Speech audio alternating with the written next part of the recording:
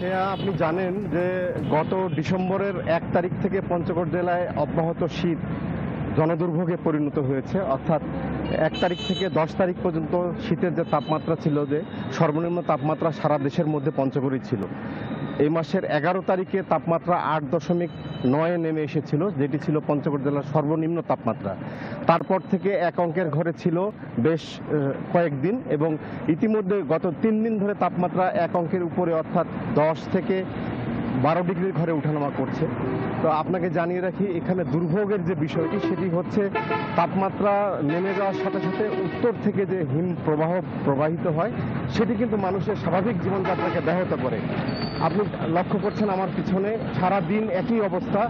সকাল থেকে সন্ধ্যা পর্যন্ত ঘন কুয়াশায় আচ্ছাদিত থাকছে। ভারী কুয়াশার কারণে মানুষজন ঘর থেকে বের হতে পারছে না।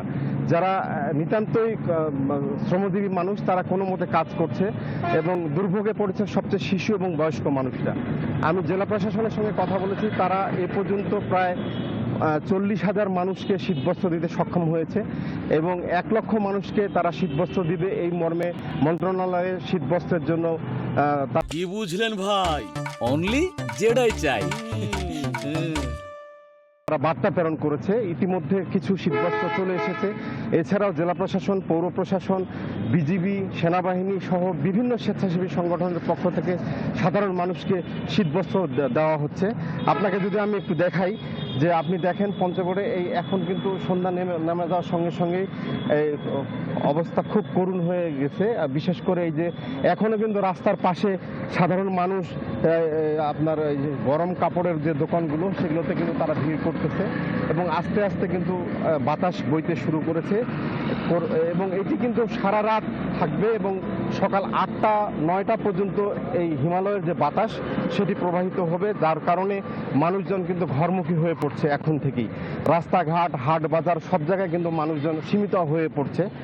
আর আপনাকে জানিয়ে রাখি যে আধুনিক সদর হাসপাতাল যেটা আমাদের রয়েছে পঞ্চগড়ে, প্রতিদিন গড়ে 3 থেকে 400 রোগী আসছে, বিশেষ করে শিশু এবং বয়স্ক মানুষ। তারা হাসপাতালগুলোতে ভিড় করছে, এবং তারা অধিকাংশই শীতজনিত রোগে আক্রান্ত হচ্ছে।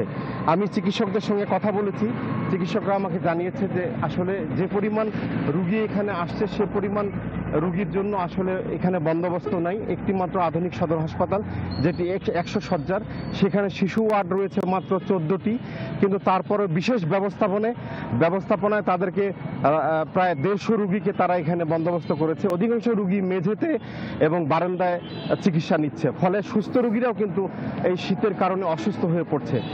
আবহাওয়া অধিদপ্তরের সঙ্গে কথা বলেছি, তারা বলেছে যে ধন্যবাদ রায়হান। শীতের খবর জানতে সরাসরি যুক্ত ছিলাম পঞ্চগড়ে।